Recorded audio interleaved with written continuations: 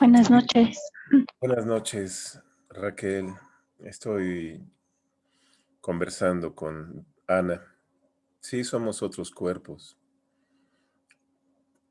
Cuando te quepa duda de por qué somos otros cuerpos, sugiero preguntarte en qué consiste lo que soy, quién soy.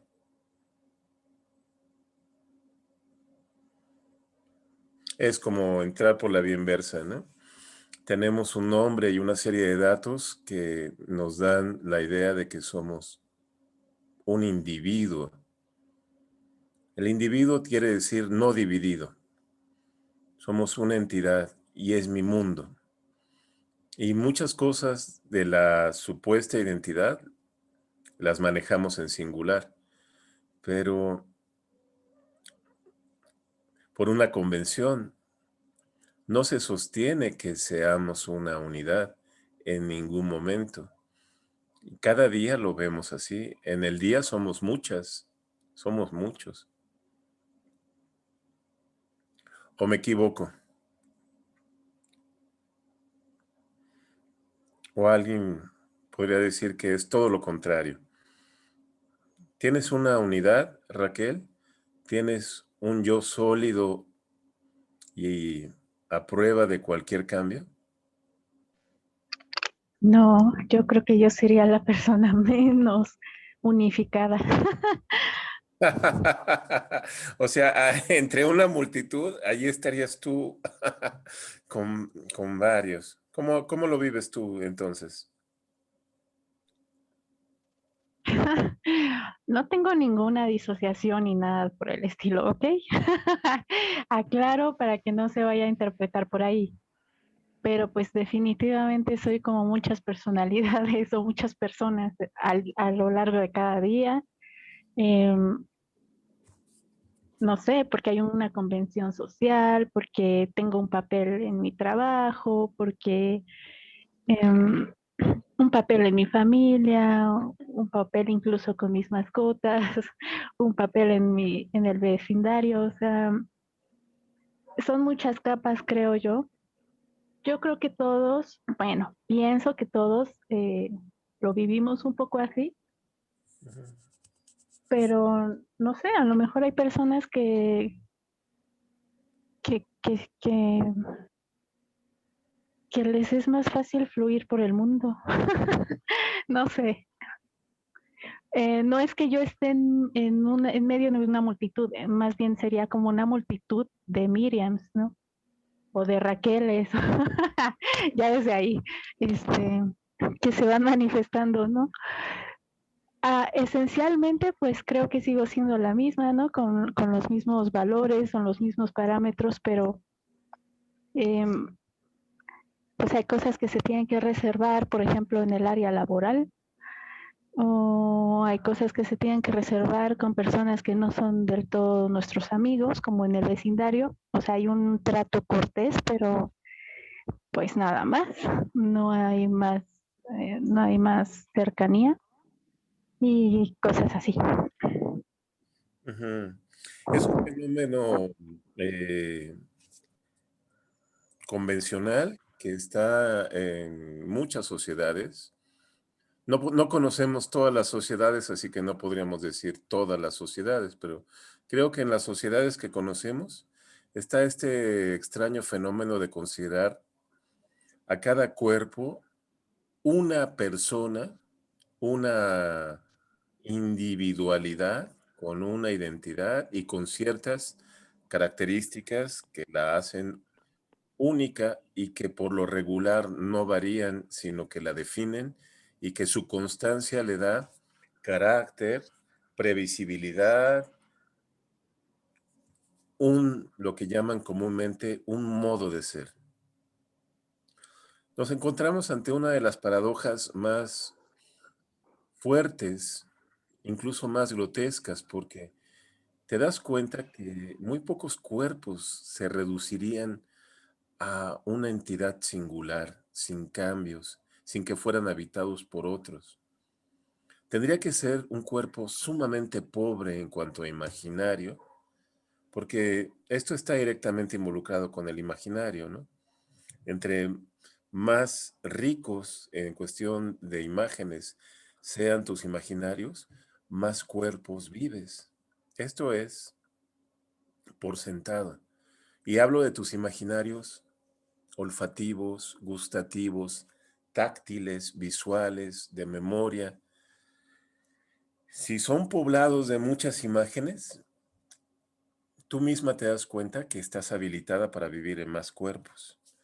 Como si ampliaras tu casa y te dieras cuenta de que es una mansión con muchas habitaciones y que en muchas de esas habitaciones no has pasado una noche, pero sabes que están allí. Hablamos de la multiplicidad de los cuerpos, Eli, Elan y Anastasia. Entonces, esta paradoja suscita la polémica de hacer pensar que cuando vives esos diversos cuerpos, tienes una insania psicológica, padeces una enfermedad mental, algunas veces catalogada como esquizofrenia, ¿no? Pero no necesariamente. Está en disputa eso. Yo preguntaba, Eli, Elan y Anastasia, si alguien aquí presente se vive individualmente, pese a quien le pese, tienes una identidad y eso te hace un individuo.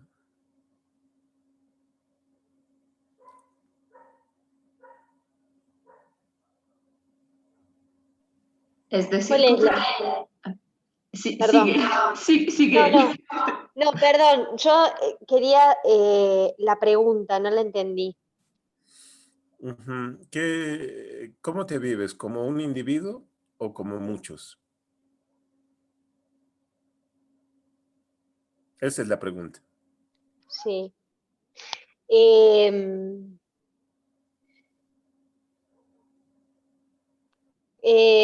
Socialmente soy una, pero en realidad la vivencia de mi ser nunca fue una, siempre fueron muchas, pero desde siempre, desde niña, no es desde ahora, ¿no? Lo traigo desde siempre.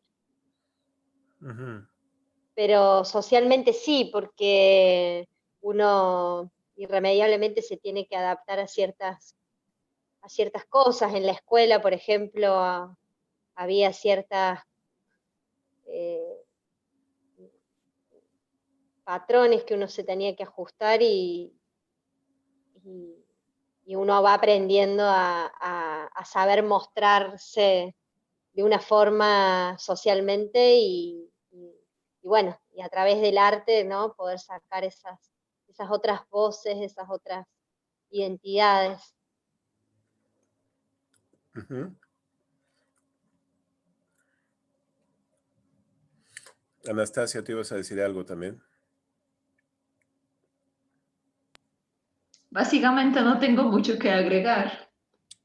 Ujú. Sí, no tengo mucho que agregar, pero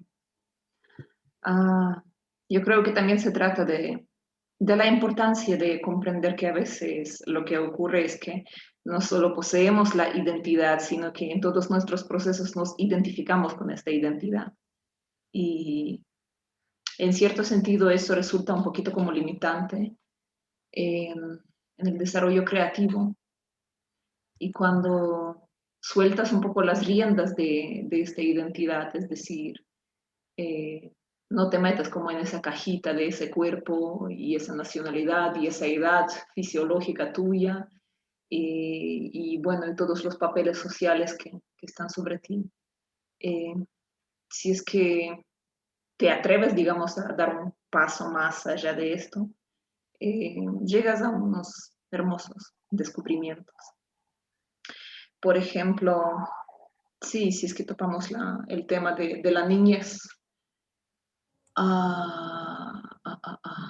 Yo, por ejemplo, bueno, nací en las tierras eslavas, nací en Ucrania, nací en una familia cristiana de un padre pastor, toda mi vida crecí en la iglesia y básicamente podría identificarme con eso, ¿no? Niña cristiana nacida en una tal familia, en tal ciudad y ya pues y vivir toda la vida de acuerdo a eso y a ratos como que no, o sea, a uno se le hace curioso, ¿no? ¿Qué sería del uno si es que seguiría así, pues?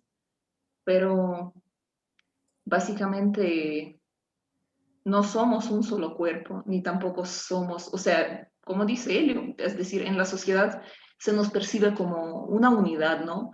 Una unidad, y peor si es que vienes de un país donde ideológicamente todos son iguales, porque mis padres crecieron todavía en un régimen cuando todos debían ser iguales y para todos debía ser igual cantidad de esto y de aquello y de derechos y de todo.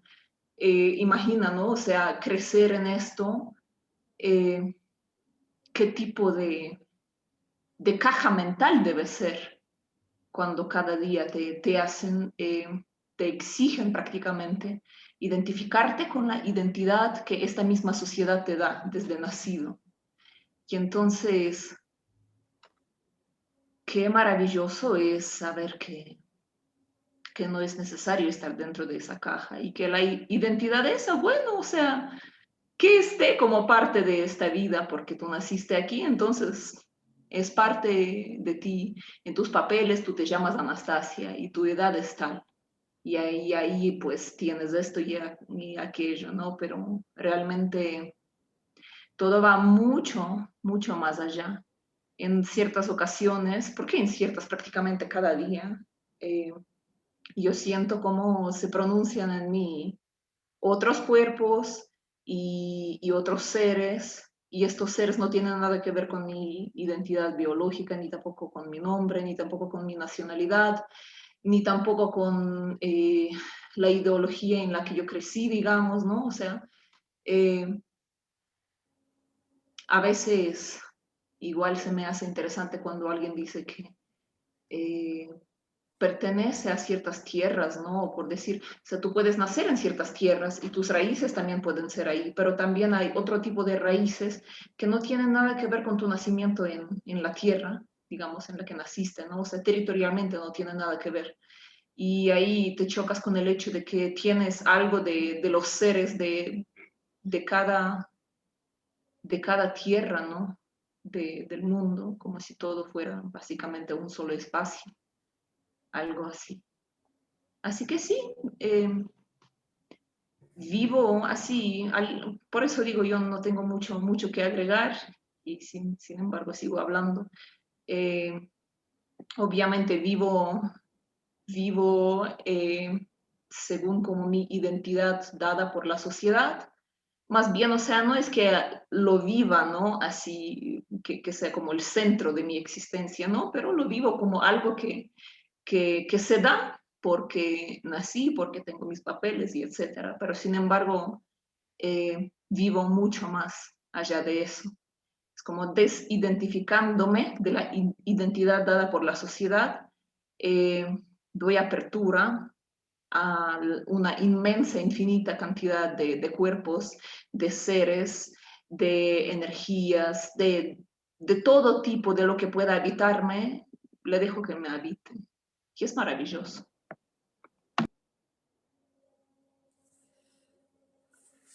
Gracias, compañeras, por este tejido que pone en alto valor este tema.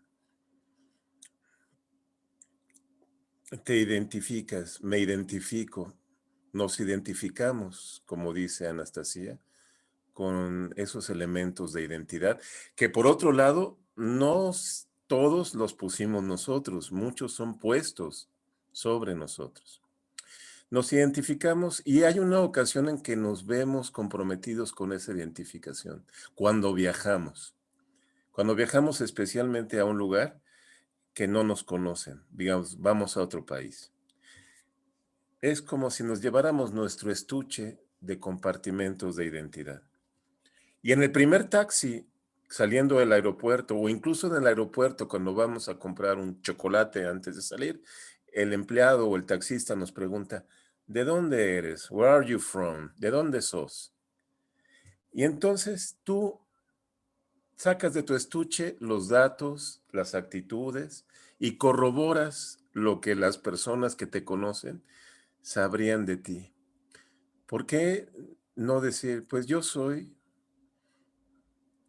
de Ucrania, solo que soy moreno porque mi familia era de África y se mezcló allá, y soy pintor y voy a una exposición que me van a hacer aquí en el museo más importante de, no sé, Córdoba, Argentina. A eso vengo. No sé, jugar. ¿No les ha pasado a ustedes esto que estoy diciendo? Porque tú mismo, te das cuenta cuando estás contando tu historia que estás reafirmando un montón de datos que no se sostienen del todo. Esas son ocasiones en que nosotros mismos decimos, "Ah, qué frágil mi historia", o me equivoco. ¿Les ha pasado?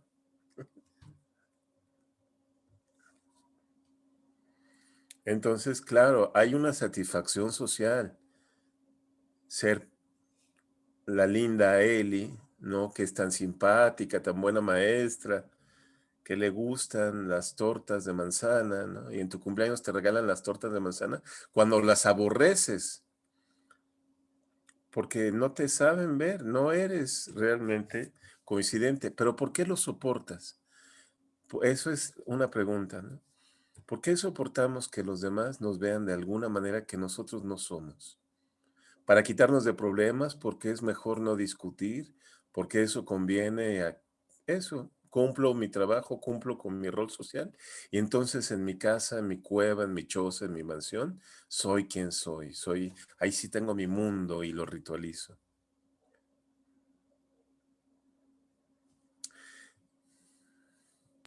En cierto sentido, cuando te dejas salir de esa identidad o también una especie de visión muy a menudo polémica y se me fue la palabra, estereotípica de ti que tiene la sociedad. Digamos, o sea, salir de eso es una especie de acto de rebeldía, diría yo. Mm, en muchas cosas, ¿no? O sea, en lo que tú haces, en lo que tú decides para ti, en lo que tú, como tú, escoges y eliges para ti. Y entonces, muy a menudo eso creo que implican actos de rebeldía. Porque si fuéramos todo lo que la sociedad quiere que seamos, o todo lo que nuestros seres quieren que seamos, porque fíjate, ¿no? Inclusive el nombre no lo escogimos nosotros, nos es dado por los padres. Entonces, sí, es como, por qué no atreverse a hacer rebeldías y no ritualizar, como dices, solo dentro de casa, solo dentro del hogar? Aunque eso también tiene que ver, yo creo que mucho con la voluntad, porque a veces la tensión que se produce a través de la rebeldía es muy fuerte en el sentido de que, eh, como te lo digo, ¿no? No solo se trata del acto de rebeldía, sino también de saber, digamos, o sea, cómo manejar las consecuencias que puede implicar Son, para no ser roto por el sistema. pero muchas veces, Anastasia, compañeras, te atas a consecuencias que te van rompiendo poco a poco, día con día. Desde el nombre, tú qué buen ejemplo diste. Hay gente que se llama como algo que aborrece y día con día tiene ese puto pinche nombre que no lo aguantas. ¿Por qué lo tienes que soportar? Esa es la cuestión, ¿no? ¿Por qué esa carga la tenemos que llevar? Muchas personas, hombres y mujeres, son así, tienen que llevar esa carga. Son camellos, dice Nietzsche, ¿no? Y las personas como camellos tienen que ser cargadas porque el camello se encuentra su sentido como tal en la carga. es un tipo de cargas que Nietzsche llama la carga de la moral. La moral Nietzsche la ve como la doxa, la convención social. Propone transformarse y busca la figura siguiente, que es la de un león que se despoja de las cargas y ejerce su propio poder, ¿no? Ahí ya establece un trabajo especial que difiere de la carga, que es un trabajo que está conectado con los imaginarios y que es, por supuesto, el trabajo de índole artística. El trabajo de índole artística es, en un sentido muy básico, vivir la vida desde los otros cuerpos que eres. Si un artista vive la vida desde un cuerpo único y con los mandatos encima, es un pobre, ni siquiera un artesano, diría yo. Es como un pobre remedo de artista, ¿no? Entonces, ahí ejerces como el poder en los múltiples niveles, no solamente que eres, sino aquellos que puedes ser. Y creo que aquí es importante esa distinción. Ya no es solo ir hacia algunos lugares que sabes que están ahí, que también eres, sino aquellos lugares que podrías ser. ¿Me doy a entender con esto? Porque es importante. O sea, ya lo había explicado en otros seminarios y siempre me es útil ponerlo como lo probable y lo posible. Lo probable que es, pues lo más seguro que pase, ¿no? O sea, es probable que cuando lleguen las 10:10 de la noche, pues ya no estemos platicando, porque ya, eso es probable. Es posible que terminemos antes porque se me apaga la luz o a alguien, sí, digamos, se va la luz y es posible, o sea, no podríamos descartarlo.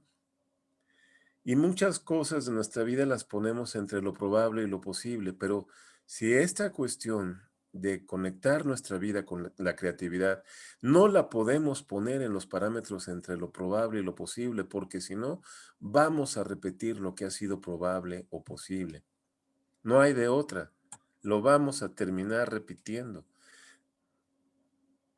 ¿Es claro esto o me pierdo? Me extravío en... ¿Es claro? ¿Alguna duda? Entonces, como cuál es la tercera vía que no es ni probable ni posible. Lo decían los situacionistas franceses muy claramente, lo imposible. Decían además, seamos realistas, busquemos lo imposible. Pero lo imposible no es lo inconseguible. Es que ahí hay una cuestión semántica. Imposible es no probable y no posible. Imposible no es inconseguible. Inconseguible es que yo en este momento vaya a comerme un pozole verde de Guerrero contigo, Ana Vilma. En este momento. Es inconseguible. Pero no es lo imposible. Lo imposible es una vía que no estaba comprendida entre lo probable y lo posible. Es decir, es una latencia que existe en cada cosa. El mundo es extremadamente rico, ni siquiera tenemos una idea de lo rico que es, porque vivimos en familiaridades. Nuestra condición de animales que abstraen todo hace que perdamos esa condición de riqueza de la vida. Por ejemplo, ¿qué es abstraer? Todo lo que se hace con el lenguaje. Silla. Cuando digo silla, tú, Anastasia, Ana Vilma, Denis, Eli y Raquel y yo tienen una abstracción de la silla. Es algo que puedes figurar. Cuando dices silla, en el mundo encuentras sillas diferentes, pero confundimos la cosa con esa abstracción. ¿Qué dice Bergson de la intuición en este sentido? Raquel, que tú lees a Bergson, o Eli Elan, que has también leído a Bergson y has hecho una conferencia sobre Bergson.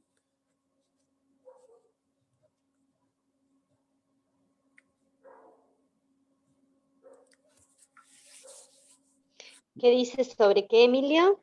Sobre esto, sobre la especificidad de cada cosa no dependiente de la abstracción. ¿Cómo lo llama?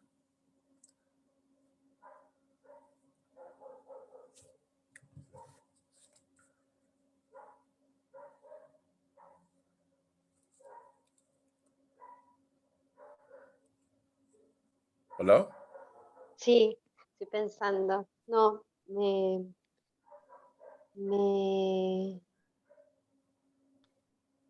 no sé, no me doy cuenta. Bueno, es la intuición. Claro, Es la no, intuición. pensé, Ajá. Sí, no, estaba pensando, digamos, en el concepto este de duración y que lo trabaja, ¿no? Y desde el tiempo Ujú, el parecía tiempo. como que había alguna palabra así específicamente a lo que te estabas refiriendo. la intuición es entrar en contacto, iniciar un viaje, de hecho lo llaman viaje, con una realidad específica, con lo que tiene de específico. Ujú. Es decir, por ejemplo, entras en contacto con una silla porque es una silla específica y tú lo sabes además. Si tu comedor tiene 6 sillas o 4 sillas o 3, tú tienes una silla que es tu silla porque has establecido un contacto con esa cuestión específica. Estoy haciendo un ejemplo muy burdo, ya lo sé, pero funciona, porque eso lo vemos en la vida diaria. Pero todo es tan rico que entrar en contacto con la especificidad de cualquier realidad, objeto o idea es abrir espacios de mirada de ese objeto. Eso es un acto de intuición, no para mí, sino para Bersón, ¿no? Ahora, llega aquí a establecerse en ese contacto expansivo de la percepción una manera de conocimiento que requiere otro tiempo, ¿verdad? No el tiempo convencional. Tú dijiste la duración, Elan, pero yo creo que la durée, como lo llama Bersón, no sería la duración. Así como, o sea, no es la misma, no es el mismo concepto, ¿no crees?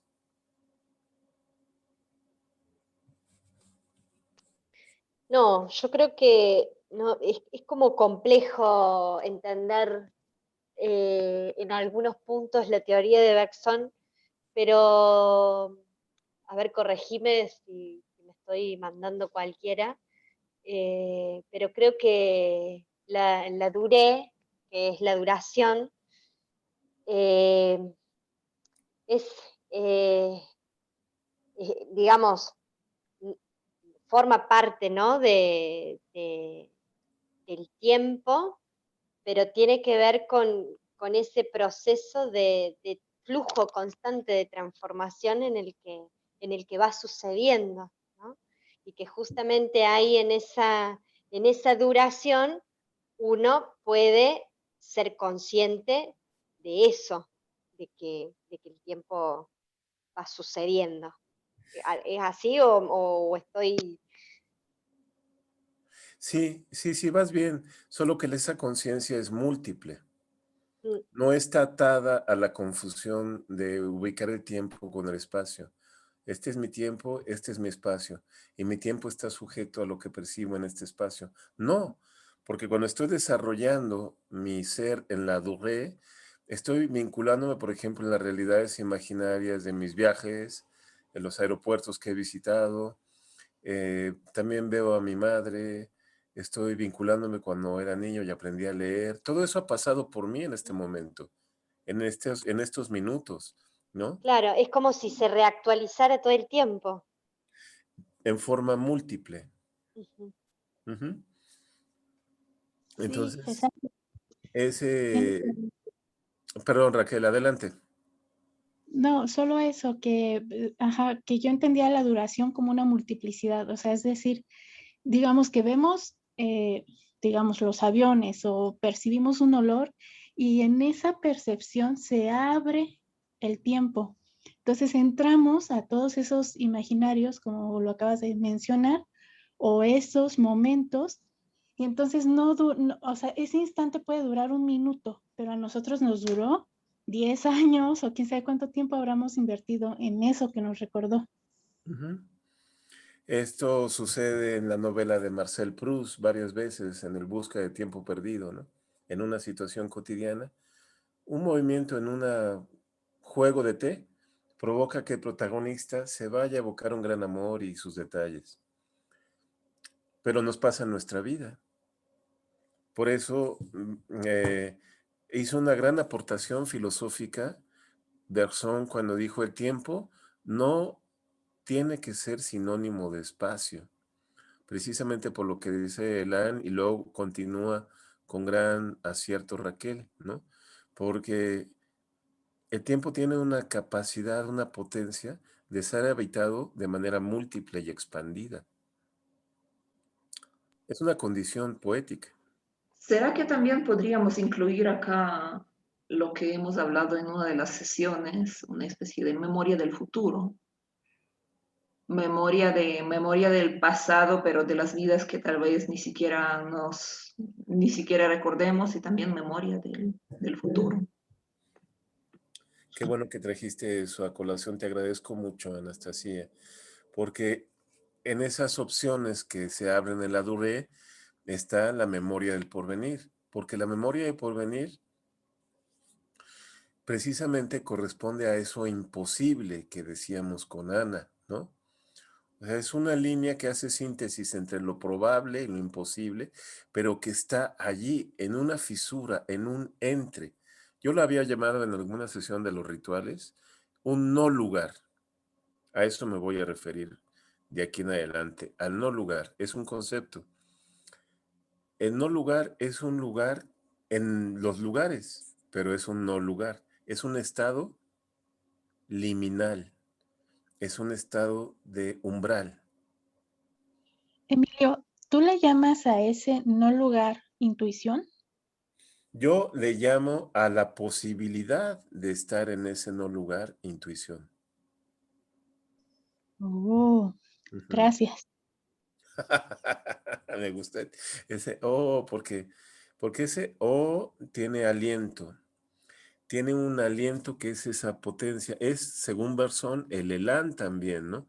O sea, el cultivar el elán y por eso Eli, elán, de ahí, ¿no?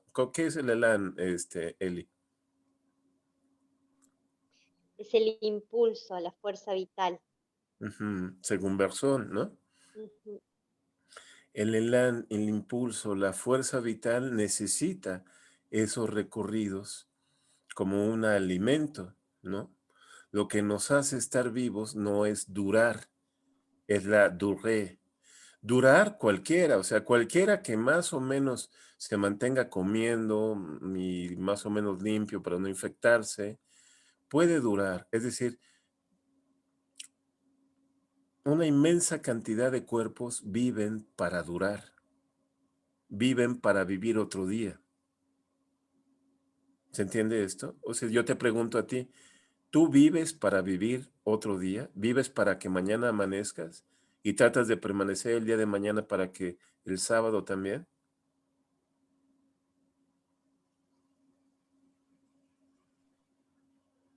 Sí, por supuesto, Pero pero no, siento pero que no, no creo que tú, no, no, yo creo que, que no.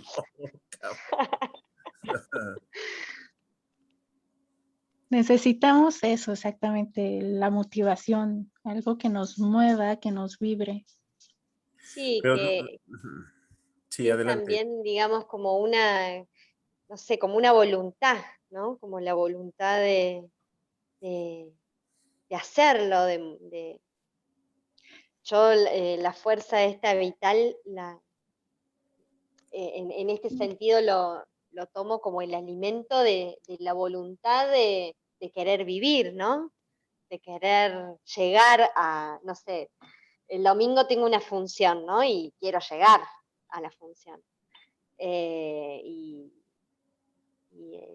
la fuerza vital es lo que va a alimentar esa voluntad para que eso suceda.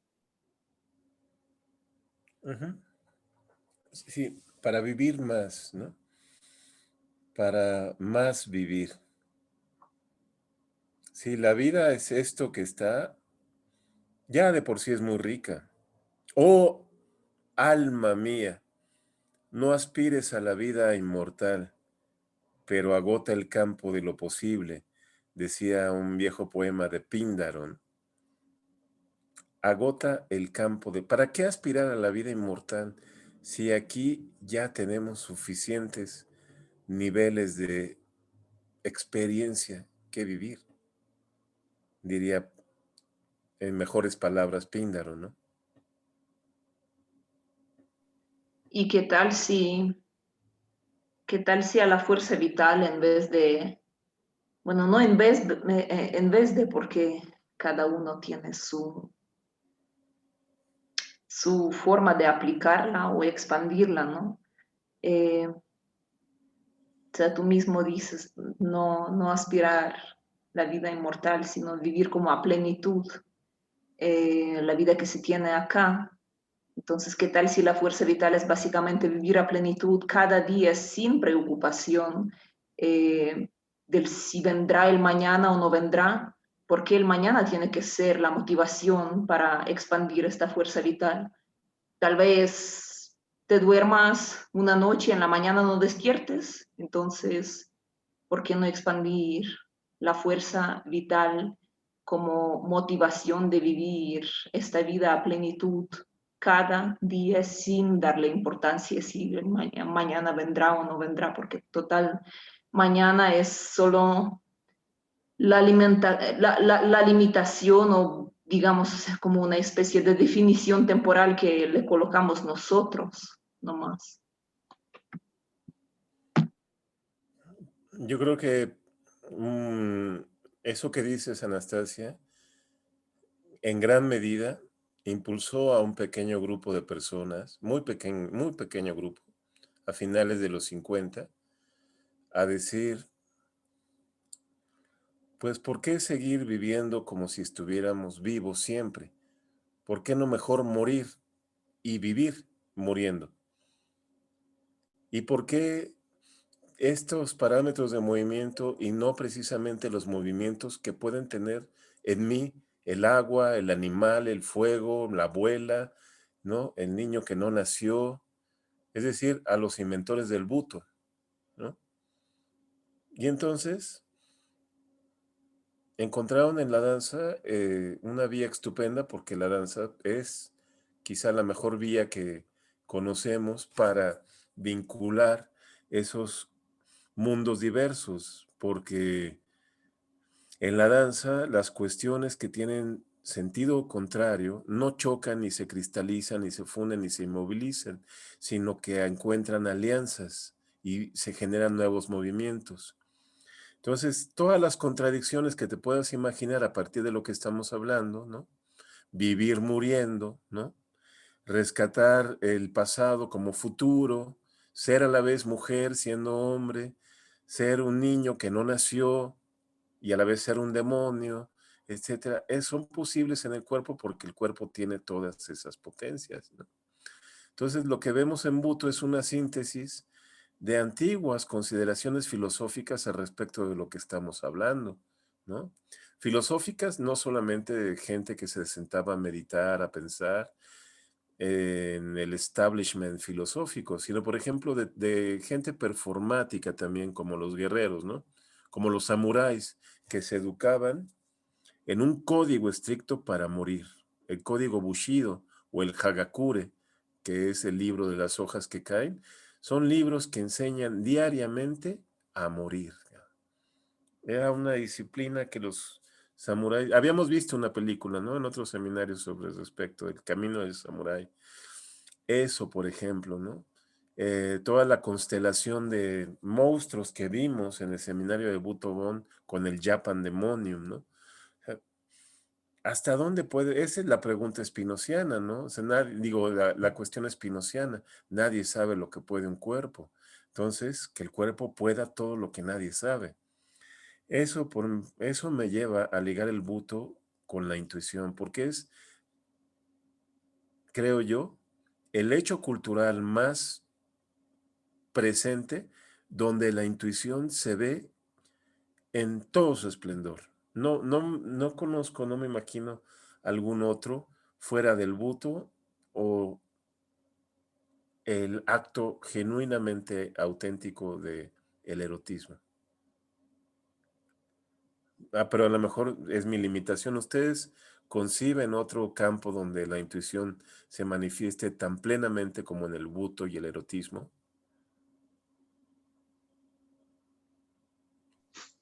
Bueno, creo que es lo mismo, pero toda actividad artística Ujú. exige, bueno, no sé si exige, pero es como material necesario o fuente necesaria la intuición.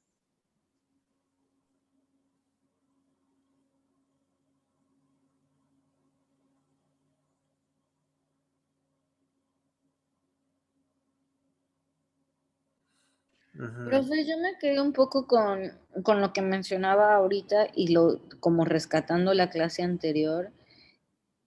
Eso, ¿no? De que si nos habitan varios cuerpos, como con cuáles conectamos, no sé si tenga que ver en poner atención a ello, a todo lo que nos habita y conectar con cierto tipo de energía. Y que la vez pasada mencionó acerca de cómo desconectar, como qué vínculos son útiles o no, creo que fue lo textual. Sí, qué bueno que dices eso, Vilma. Rescatemos cosas de la sesión anterior que también fue buena, ¿no? Eh,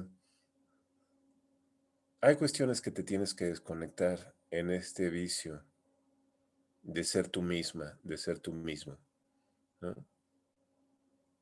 ¿Me doy a entender? O sea, podría imaginar una lista de las cuestiones que quiero borrar de mí, que socialmente han sido impuestas para darme identidad. Pueden ser cuestiones muy específicas como mi nombre o mi imagen, mi esquema corporal o como alguna costumbre que los otros quieren ver en mí. Una especie de listado para borrar eso. Un experimento, ¿no? Con mi cuerpo, con mi vida.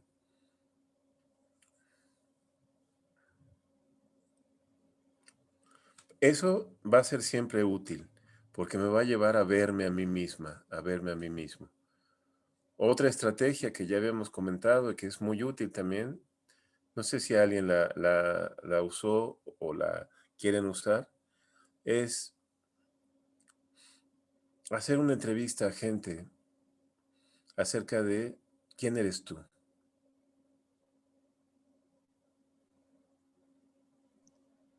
Eso,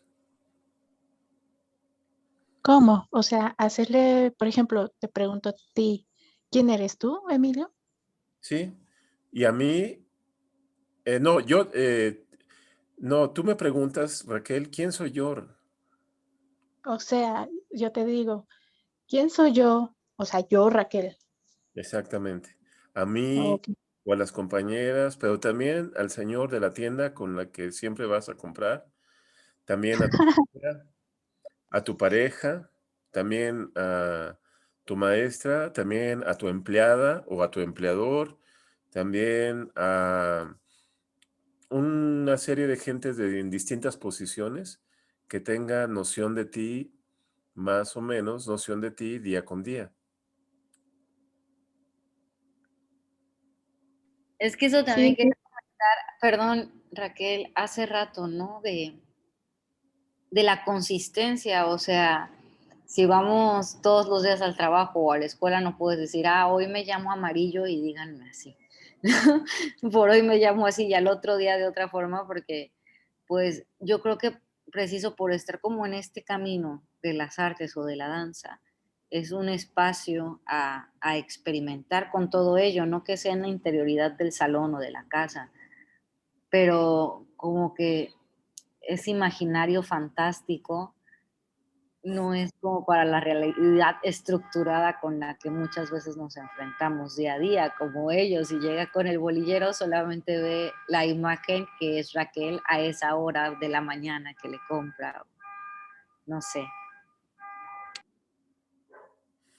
Pero igual lo que está sosteniendo Ana Vilma es una realidad ilusoria, porque es una convención, es un hábito. Aceptas que te llamen Ana Vilma porque llevas, no sé, 27 años aceptando eso. Pero si llevaras 7 días y de repente te dijeran amarillo, aceptarías que te dijeran amarillo. Es una frecuencia nada más, ¿no te parece?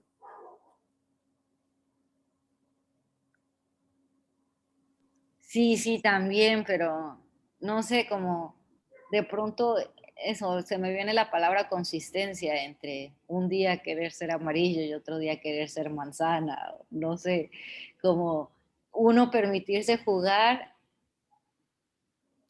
con todas esas identidades que habitan quizás dentro, pero de como de otra parte, no sé, yo siento que de mi parte soy muy así, ¿no? Y que quizás los otros me pueden percibir como ello, como que no hay consistencia, que no me tomo en serio ni yo misma. Y sí, yo a veces me lo cuestiono, ¿no? Como qué necesidad de estar contactando, no sé, ahora se me viene como con esas energías o de permitirme ser tan volátil. Ujú.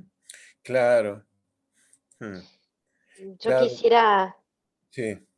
no, en relación a esto que comentaba la compañera, a mí se me venía Fernando Pessoa con la cantidad múltiple de sus distintos personajes que lo habitaban con sus heterónimos y su gran universo, ¿no? Y que cada uno tenía su vida, no solamente eran personajes narrativos, sino que tenían una forma del lenguaje, de transmitir, edad, una vida, ¿no? Y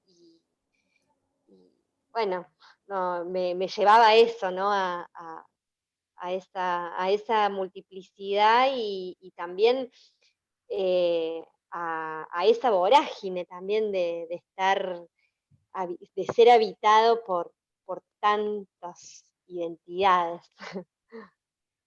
Sí, qué ejemplo pusiste. Realmente es alguien que llevó esta cuestión a un territorio máximo. El poeta portugués contemporáneo Fernando Pessoa, ¿no? Siglo XX, en una situación de extrema diversidad.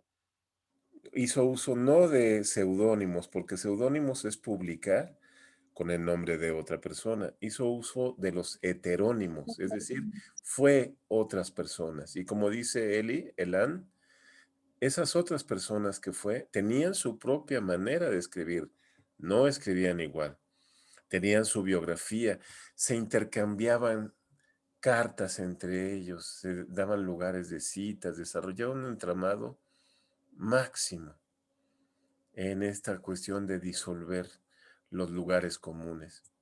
Es un juego muy atrevido, sin duda, porque el cuerpo, como dice, ¿qué palabra tan buena usaste, Ana Vilma? Consistencia. El cuerpo necesita, pide consistencia, seguridad, estabilidad.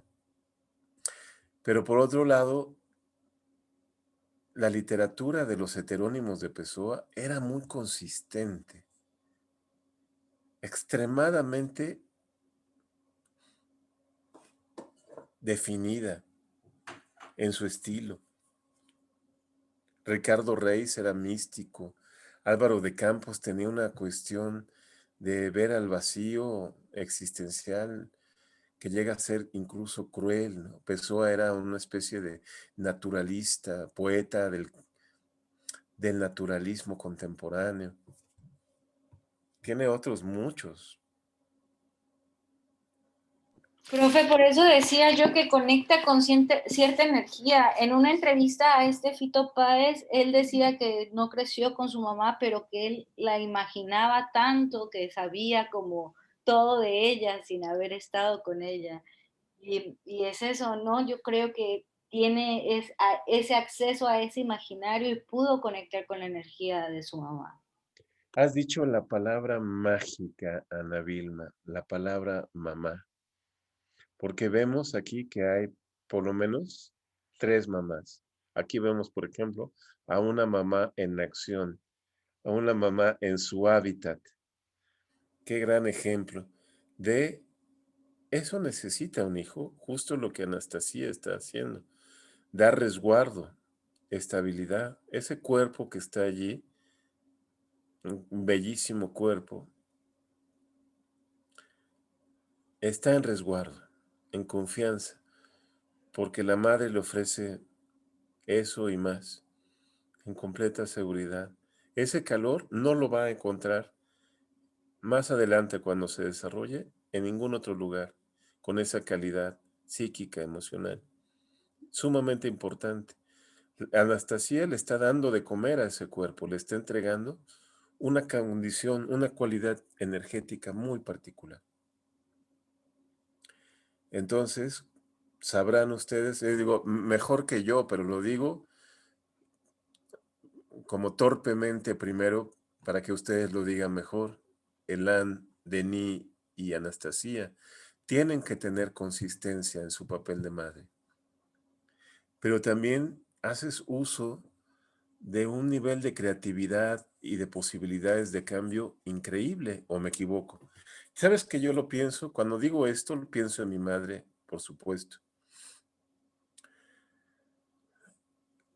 Mi madre, había días, ahora lo sé, lo vi ya muy, muy entrado en años, que no tenía ese día para darnos de comer.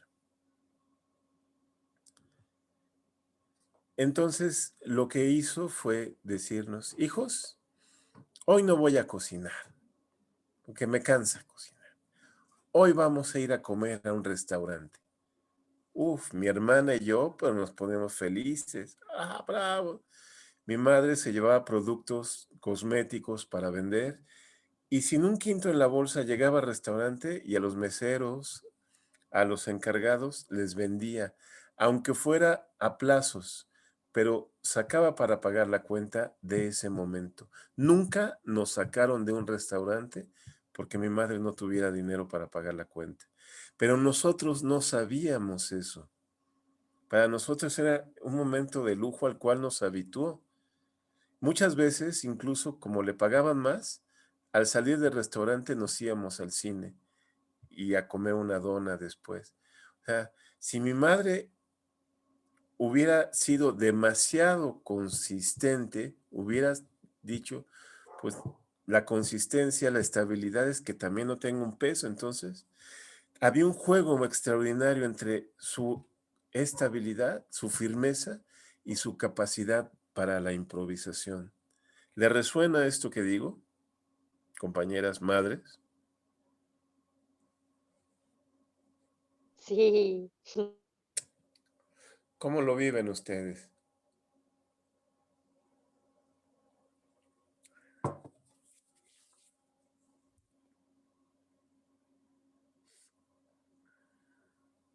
Bueno, yo voy a contar cómo lo vive una compañera de nosotros, que no voy a mencionar su nombre, pero esta compañera pues ya tendrá mi edad, también 50 y tantos, y me comentaba que también ella pasó por algo similar a lo que pasó mi madre.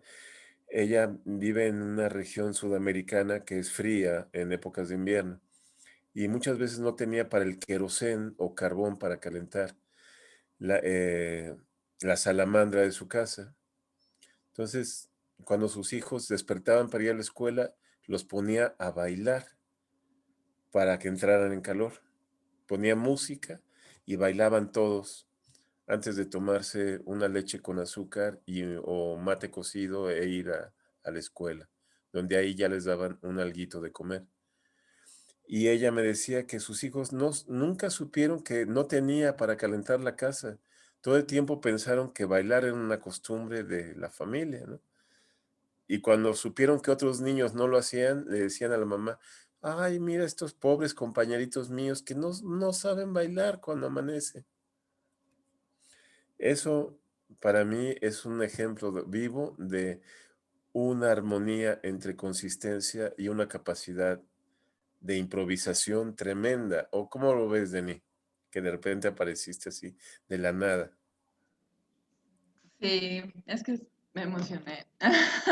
Bueno, ya acabé de comer también. Sí, hermoso. Pues, no sé, en mi caso yo creo que, o sea, pensándolo y preguntándome, siento que es como más sutil, ¿no? Como, o bueno, los ejemplos que puedo dar ahora o que me vienen ahora. Es como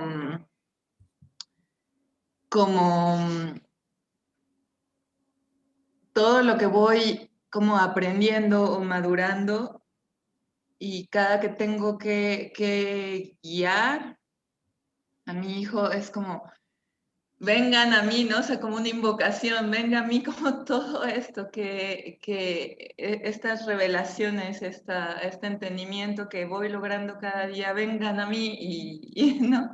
Y pónganse en acción. Es como eso. Te agradezco infinitamente, Denis, por lo que acabas de decir, porque pones la palabra que hace que todo cuaje, que todo tenga sentido, la invocación. Si tienes esas presencias, esas potencias, esas otras corporalidades en ti,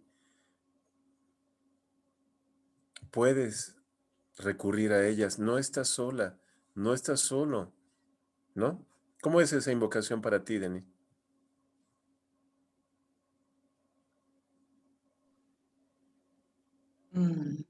Pues, no sé, quizá algo sutil, ¿no? Como un estado meditativo así, ¿no? Como también mm, recordarme, o sea, como un dirigirme a mí misma, ¿no? De decir, eh, con una confianza, ¿no? En que, en que puedo comunicarme con mi hijo así, como de una manera como trascendental, ¿no? O sea, como creo que es eso, o sea, una confianza y es como tomar un momento también, ¿no? O sea, como recordarme que que la reacción no cabe, ¿no? Y que, o sea, creo que empieza con eso, como recordarme que la reacción no cabe y el amor, ¿no? También creo, el amor. Por ahí. Yo agregaría también que muy a menudo la creatividad se manifiesta en el hecho de ser como niños, ser como ellos, no ponerte desde el punto de vista de un adulto. Y a muchos adultos les cuesta ser creativos con sus hijos porque buscan ser creativos. Buscan a partir de la mente de un adulto, buscan a partir de la actitud de un adulto, buscan a partir de las circunstancias y de la responsabilidad de un adulto. La responsabilidad de la paternidad les pesa de una manera tan increíble que el simple hecho de ponerse creativo les parece algo sumamente inútil, porque ¿cómo me voy a poner creativo? ¿Cómo me voy a poner a bailar o a tontear con mis hijos si es que tengo que pensar cómo darles de comer? Y entonces el amor hacia ellos y la creatividad muy a menudo no requiere ningún tipo de inventos ingeniosos, no requiere como muchos materiales o mucho esfuerzo o romperte la cabeza y hacerte pedazos pensando cómo les hago disfrutar el día y cómo les divierto. Y es más también la sociedad y las posibilidades que tiene no ayuda en ese sentido porque te dan tantas opciones supuestamente y entonces uno cae en eso de que los recursos dados por la sociedad sustituyan la creatividad que puede tener el padre o la madre en sí, sin necesidad de esas diversiones y todo ese goce como artificial, diría yo, como plástico que da la sociedad. Muy a menudo el hecho de ser creativo como padre o madre es simplemente, va a sonar un poco como mal esta palabra porque no me gusta el sentido que se pone en ello, ¿no? Pero bajar a nivel del niño. Pero eso no quiere decir que los niños tienen el nivel bajo y tú como adulto tienes nivel alto, sino como más, no bajar, dirigirte hacia el nivel del niño o mirarte y mirar el mundo con los ojos de tus hijos. De eso se trata la creatividad y básicamente ahí no necesitas recursos ni tampoco necesitas preocuparte de cómo ser creativo con ellos. Simplemente redirígete hacia el nivel de ellos y procura por un día o por un instante o exactamente en este momento. Hoy mi hijo me ha hecho un berrinche pero tremendo en un supermercado que comprábamos comida y él encontró ahí un estante con carritos, con Hot Wheels y quería el carrito Hot Wheels. Y el resultado de todo era como que, mi amor, tú tienes 3 cajas de juguetes, tienes muchos carritos y bueno, juega con los que ya tienes, o sea, mami después del otro día te va a comprar y no, y bueno, y ahí nos quedamos pues a nivel de eso. Entonces, por un momento como que pensé... ¿Y si otro niño se quiere comprar y su mamá le compra y ya no está? Ahí hay muchos carritos, sí, vamos a conseguir uno otro día.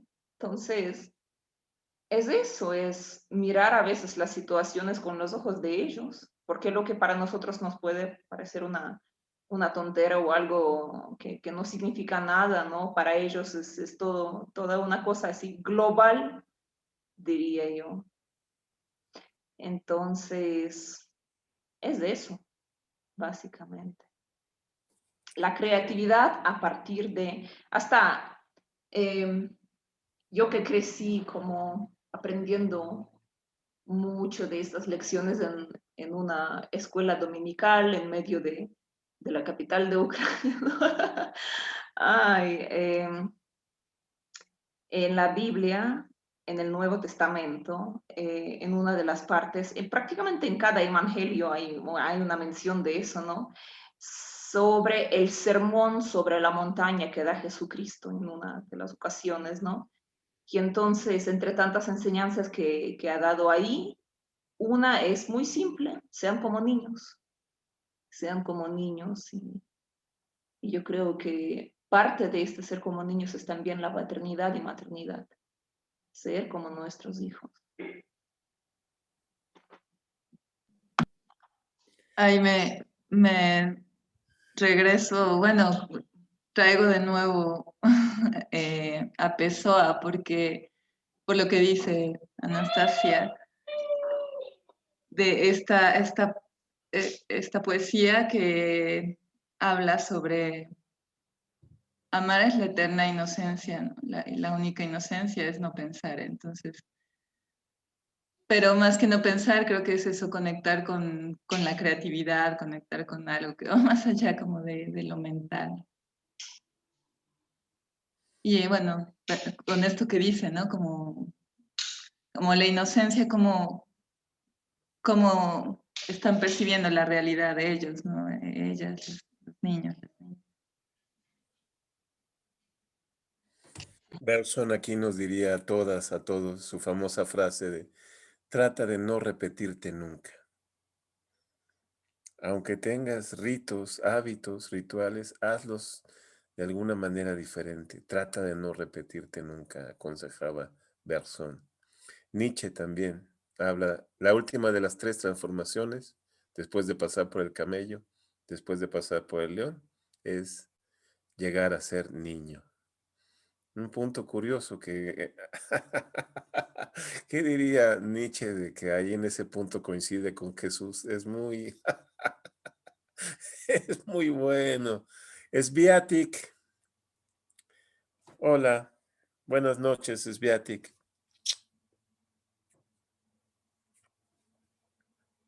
Hola, y ahí parece que dice hola y adiós. Y también acá te decimos y nos decimos hola y adiós porque pues ya llegó el final de la sesión. ¿Cómo vamos con el seminario? ¿Va bien o ya decayó y se volvió aburrido? No, para nada. Mm, Bueno, pues todavía nos quedan algunas sesiones más. Así que ahí entre semana les paso un material para poder seguir trabajando, ¿vale? Gracias por estar aquí, compañeras. Me encanta este grupo nocturno de jueves. Mm. Ujú. Buenas noches. Buenísima. Buenas noches. Buenas noches, gracias. Buenas noches. Ay, Chao, antes de chao. irnos, mañana les recordamos que tenemos el conversatorio Muerte y Estado de Danza. Es a las 5, ¿no, Elan? Sí, es a las 5 de la tarde 5 de Argentina, y sí, 3 a de las 5. a las 3 de México, 5 de Argentina. Porque creo que el Sí, lunes tú estás en Argentina. mm. Bien. Nuestra invitada va a ser Saba, así Cantautora, que la gran sí, Mónica. así que va a estar bueno. Si pueden acompañarnos, sería lindo. Va a Después estar. pasa, Emilio, el link. Y ahí Elan también va a hacer una performance. Eso hay que Mm. ver cómo va eso. Buenísimo. Bien, bien, bien. Uf, buenísimo. Gracias. Buenas noches. Bueno, nos vemos, buenas noches. Buenas noches, Sviatik. Gracias, buenas noches. Adiós, precioso.